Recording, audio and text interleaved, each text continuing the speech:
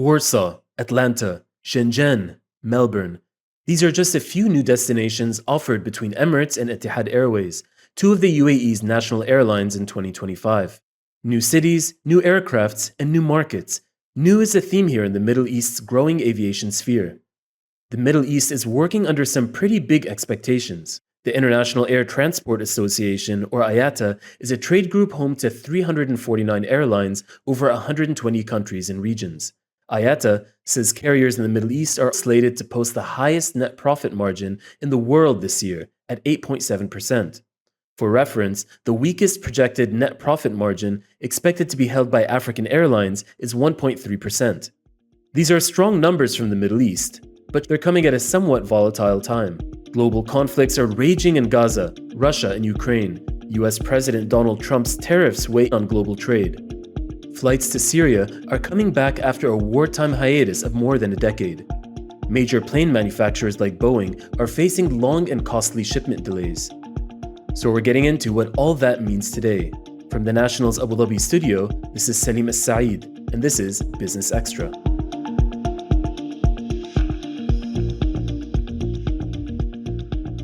I'm joined now by Deena Kamel, our own senior business reporter who does extensive work on aviation. Deena, thanks for coming on. Thank you so much for having me on. Great to be here. For sure. Can you start off by telling us how you would characterize the Middle East airline industry as a whole and its growth over the last few years? Yeah, absolutely. Overall, the Middle East and North Africa airline industry has shown impressive, almost unstoppable growth over the last few years. However, it's important to note that this is not a homogeneous region. So there's different pace of progress across the board. So on the one hand, you've got the Gulf countries with brand new state-of-the-art modern facilities, and you've got lower income countries with less developed infrastructure for aviation. The issue is that these countries are not developing evenly in terms of their aviation sectors. So let's look at the GCC. Impressive growth over the last few years. They've built strong transit hubs in cities like Dubai, Doha, Abu Dhabi that really understand the economic value of the aviation sector. And they've invested for many years into acquiring modern fleets of young and fuel-efficient aircraft. So that's the situation in the Gulf. And a stark contrast to that, you've got conflict-ridden countries elsewhere in the region. You had Yemen, you had Lebanon, you had Syria for many years. Because of the different political situations there, they are now grappling with poor infrastructure. They're looking at outdated fleet of very old aircraft. And essentially, their civil aviation authorities are underfunded to kind of deal with the task at hand of developing the aviation sector. So you're looking at a very stark contrast across different parts of the region. And the question then arises of how do you bridge that gap? But I think something that can probably extend from regional to global as well is how carriers are coping with supply chain shortages. Can you discuss how they're doing that? I would imagine that's something affecting everyone. Yeah, absolutely. This has been a massive point of contention across the industry, causing rising tensions really between airlines and manufacturers, the companies who make the airplanes, engines, those who provide the spare parts, the supply chain bottlenecks that got aggravated and continued since the COVID pandemic are really strangling the growth of many airlines. They are struggling to meet the high demand for air travel when they simply don't have enough aircraft being delivered. A couple of ways of coping with that, other than a sort of rising choir of complaints. A couple of ways of coping with that is a lot of airlines, including some in the Gulf, such as Emirates, Fly Dubai, and others, are investing in refurbishing their aircraft, refreshing and renewing the cabins so that they're able to fly these older aircraft for a little bit longer up until the next few years when they can get deliveries of the new ones. So refurbishment, definitely that's a big one.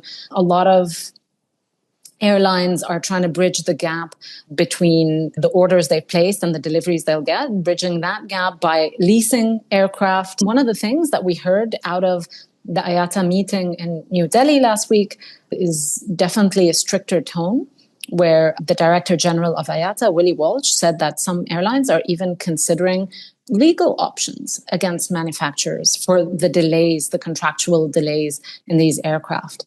They did, to be fair, say that they would like to resolve the issue amicably, but it's reached a point where they're also considering what are their legal options here, because these delays are massive. There's a backlog of 17,000 jets that have yet to be delivered, and a wait of, according to Iata statistics, about 14 years between placing an order and actually getting your delivery.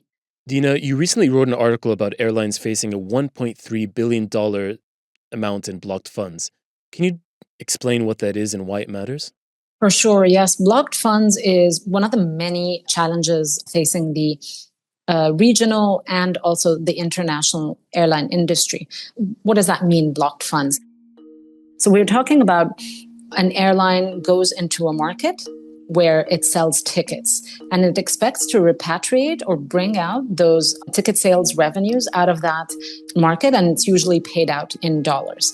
Now, in some markets, airlines do struggle to refund or repatriate those funds outside of those markets, simply because a lot of those markets have a foreign exchange currency shortage, and it then becomes difficult to part with those dollars. So as you mentioned, the latest data that we have from Iata is that, in some good news, the amount has dropped to 1.3 billion, which is about 25% below 1.7 billion that was reported late last year. So it's still a big amount, but it is dropping. In April, the Iata chief compared Trump's tariffs to the aftermath of 9/11. Has that been the case? Of course, the U.S. tariffs imposed by President Donald Trump are a major point of concern for airlines. These kind of policy measures make it difficult for businesses to make decisions because it creates a lot of uncertainty, and because it can potentially put a dent in travel demand because of lower consumer confidence, because of potentially lower consumer spending on things like travel. And so that's something that airline chiefs around the world are keeping a very close eye on. And this is reflected in the industry report that was produced and released by Iata last week. This is a report that talks about airline profitability, a forecast for the year in terms of their profit, revenue, yields, airfares, and so on. And the concerns about US tariffs and these policies have been reflected in the numbers. So global airlines, according to Iata, are forecast to end this year with $36 billion in net profit, which is about 1.6% below the earlier prediction that they had at the end of last year. And they've attributed that to several things, including trade tensions and economic uncertainties that could be a factor on whether or not people want to fly. So that is the global picture. And so why is the Middle East performing so well? So we're talking about airlines in the region, particularly in the Gulf, having a very strong year of profitability. We've just had Emirates Airlines announce record annual profit a few months ago. There's continued strong demand to travel. There's a big push to increase international tourists. There's investments in upgrading airports. There's government policies that are very supportive of the growth of the aviation sector. And this is reflected in the forward-looking plans of the region. Middle East passenger numbers are expected to double to reach 530 million in 2043, according to Iata figures. So that's an annual rate of growth of 3.9% from now until 2043. So looking at that kind of demand and these kind of passenger numbers, Gulf hubs in the region, they are actually investing a lot of money in building larger, bigger, more modern airports, as we're seeing Dubai do with the expansion of the airport terminal at Al Maktoum International Airport, or DWC as it's known. So you're seeing those forecasts actually being put into effect in the ground with the infrastructure to match it. Deena, thanks for joining us.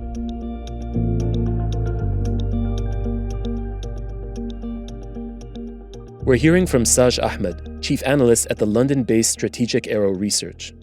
So Saj, thank you for joining Business Extra. Pleasure to be here. With US President Donald Trump's visit to the Gulf in May, what do you make of the Qatar Airways Etihad Boeing deals announced during that trip? I think there's a couple of schools of thought on this. So I'll start with the Etihad one first, because that's a little bit of a smaller deal in that they were initially one of the launch customers for 777X when it launched in 2013. And then on the back of cumulative losses, they curtailed some of their orders, but maintained the 787 as their backbone of their fleet. So for them to come back to 777X, to me, is not really a surprise. I think it's only natural that they would want something that would eventually replace their A380 fleet in terms of size and scope. And if you look at some of the routes that Etihad have launched just this year across Italy, Africa, they haven't even started Atlanta, and they're already going to daily on that toward the end of the year. That speaks to the fact that they are looking well ahead, and they know that forward bookings are really robust.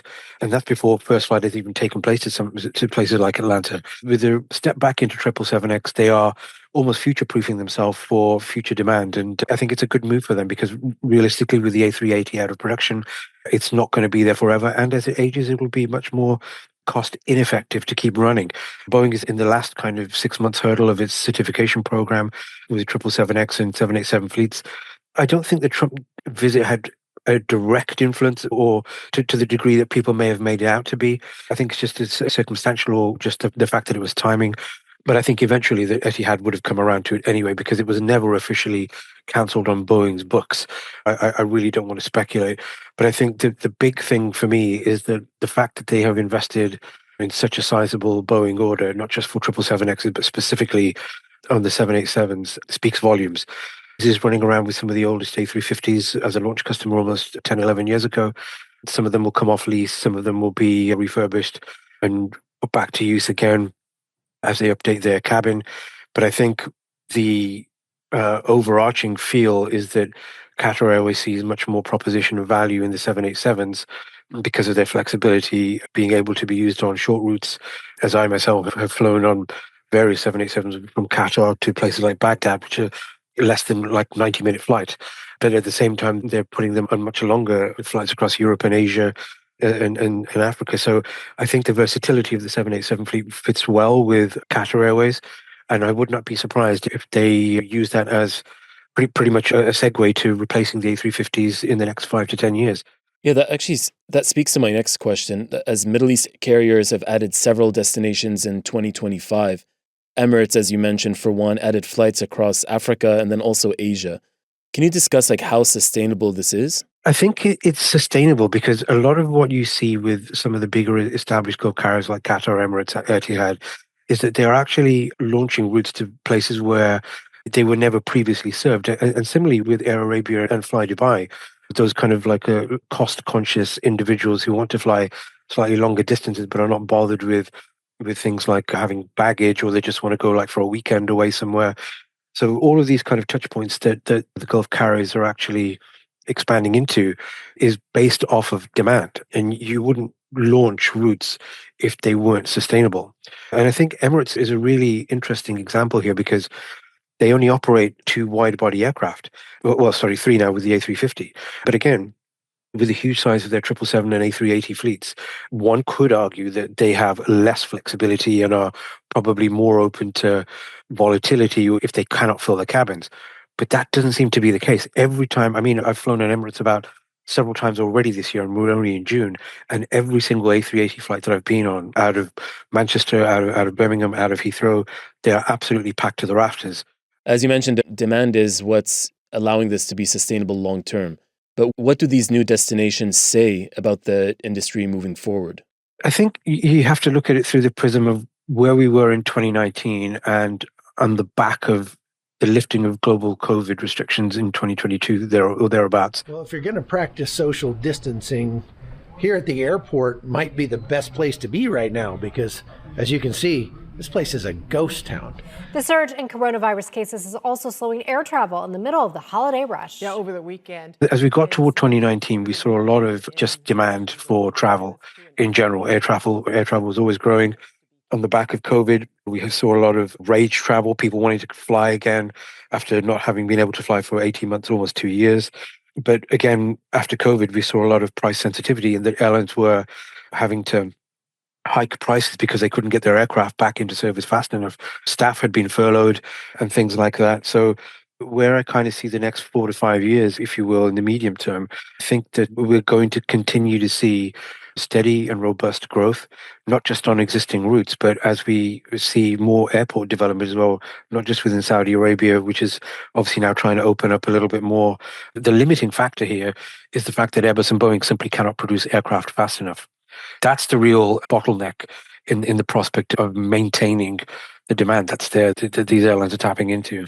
Are geopolitical developments impacting aviation in the Middle East, whether positively or negatively? For example, we're seeing new traffic to Syria. Like, what can we expect on that front going forward? All you need to look at right now is the fact that you have the Israeli and IDF army pushing ever deeper into Syrian territory, claiming stake to their land. If something happens there's a clash or a conflict there, or they push back, that will frighten off airlines. That's why I say it will only take one event like that for all of these airlines who are suddenly now flying into Syria to pull right back out again, because nobody wants the risk of a commercial aircraft being hit. And that's obviously something that factors into every airline coming back into Syria. So yes, they are weighing up the pros and cons, but the reality is that it would only take one small event like that for people to be scared. Definitely. And do US President Donald Trump's recent travel bans that were announced on several countries in Africa and in the Middle East, do you find that these will have an impact on carriers operating in and out of the region? Potentially, but I think the real litmus test of this is how many of these carriers are actually carrying great swathes of people to the United States in the first place. So by and large, when you look at the actual travel bans, they are really like fringe countries. So take Iran as a classic example. There's no aerial transport between the two countries anyway.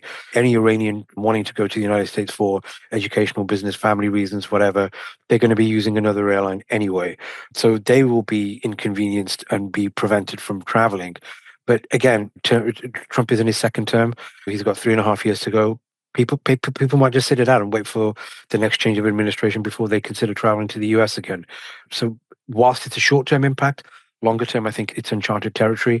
But I think for the here and now, I don't think people are going to be all too heartbroken for the fact that they can't go to the United States. I think with airlines now, they've got to the point where they have to be very careful about how they manage things like price increases, because the options now for people to either fly point to point or to fly through points like Dubai or Ahmad International, people are quite happy to pay less and have the inconvenience of stopping somewhere else.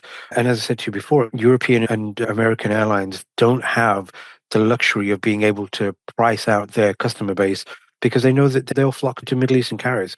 And people are quite happy to pay the prices that are advertised because they know they're going to get value for money in a superior product on newer aircraft. So price volatility is probably less of a driver now, and people now are seeking value for money when it comes to travel. That's the key game changer here. Great. Thank you so much. Those are really good insights. I appreciate your time. No worries at all. Thank you very much indeed. That's all for this week's episode of Business Extra. Make sure to find us wherever you stream podcasts and tune in every Wednesday for the latest. Our producer is Yasmin Al-Taji. Our editor is Du'at Farid. Our audio engineer is Arthur Edison. And I've been your host, Salim Essaid.